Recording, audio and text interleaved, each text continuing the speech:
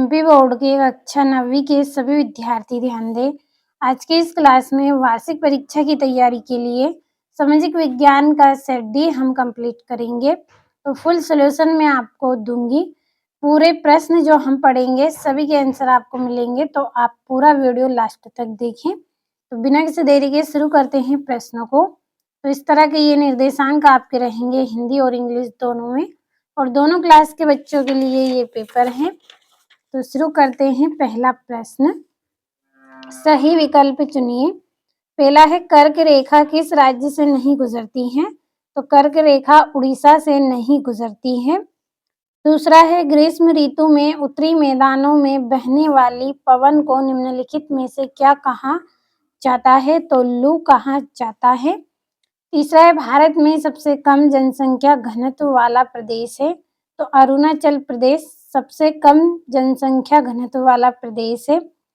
चौथा है हिटलर के प्रचार मंत्री थे? तो हिटलर के प्रचार मंत्री कौन थे? गयोबल्स इसका आंसर रहेगा।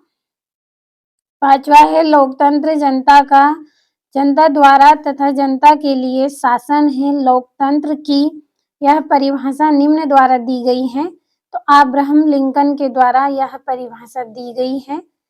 छठा है पालमपुर गांव में कितने प्राथमिक विद्यालय हैं? तो पालमपुर गांव में 2 प्राथमिक विद्यालय हैं। और ये यहाँ से इंग्लिश मीडियम वाले बच्चों के लिए टिक कर दिए हैं।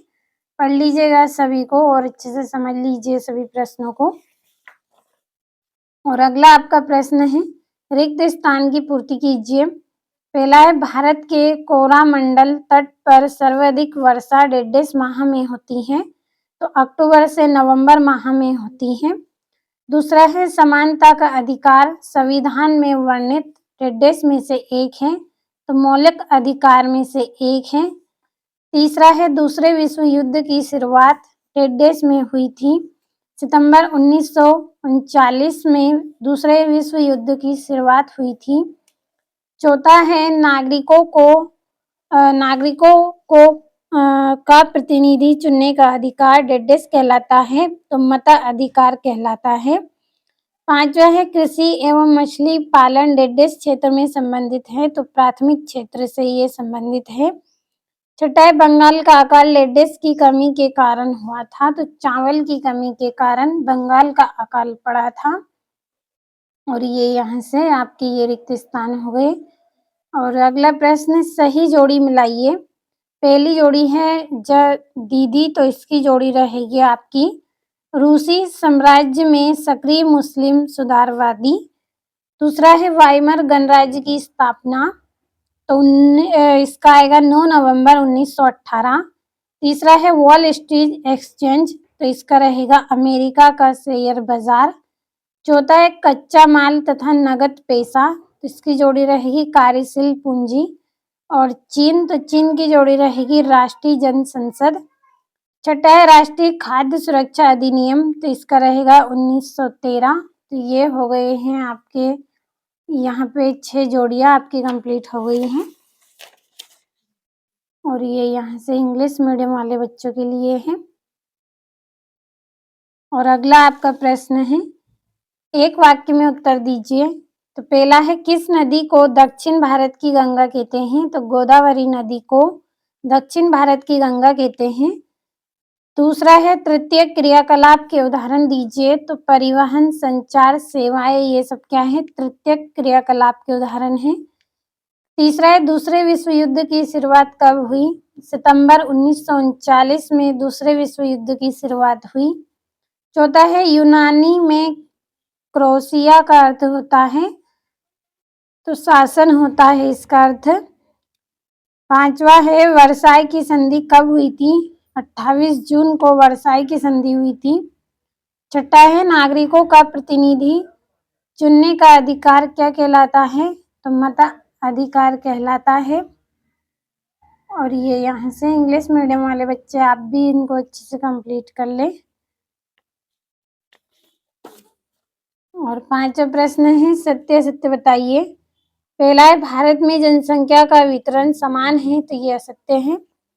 दूसरा है केरल में प्रति 1000 पुरुषों पर महिला की संख्या 995 है, तो ये असत्य है।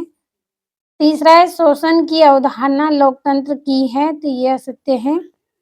चौथा है पालमपुर गांव में पशुपालन मुख्य उत्पादन किया है, तो असत्य है। पांचवा है जनसंख्या वृद्धि से गरीबी बढ़ती है, तो ये सत्य रहेगा।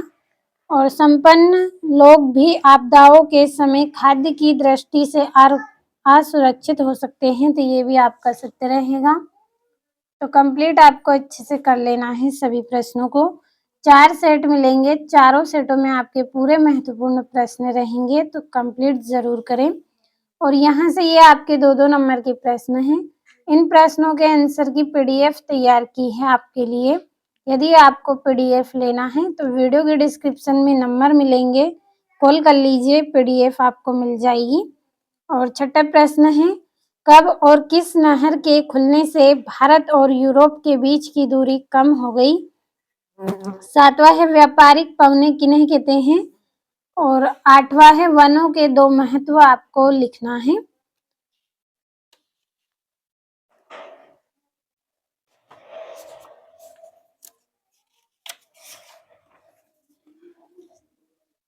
और ये यहाँ से आपका 9वां, भारत के 2 औषधि पौधों के नाम एवं गुण लिखिए।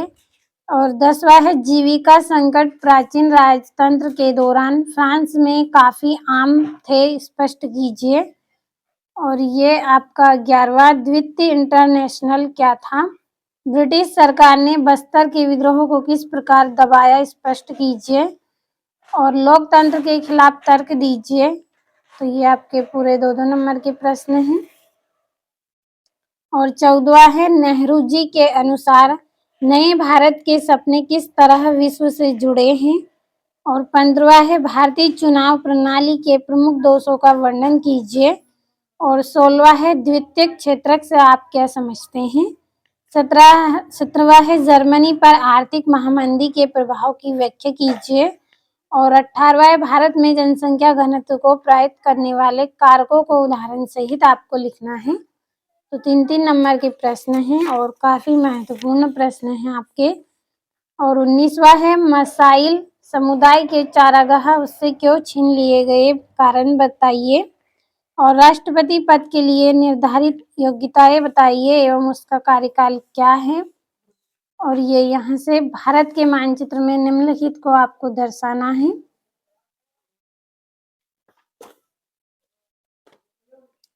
और ये आपका संस्कृति तथा शिक्षा संबंधी अधिकार पर एक संक्षिप्त टिप्पणी लिखनी है 4 नंबर में। और ये आपका 23वां है भारत में 1973 से निर्धनता की प्रवृत्तियों की चर्चा करें, 4 नंबर का प्रश्न है। सभी के आंसर अगर चाहिए आपको तो वीडियो के डिस्क्रिप्शन में नंबर मिलेंगे, कॉल कर लीजिए, आपको पीडीएफ मिल जाएगी। और आज की इस वीडियो में हमने वार्षिक परीक्षा के लिए सामाजिक विज्ञान का चौथा सेट डी कंप्लीट कर लिया है।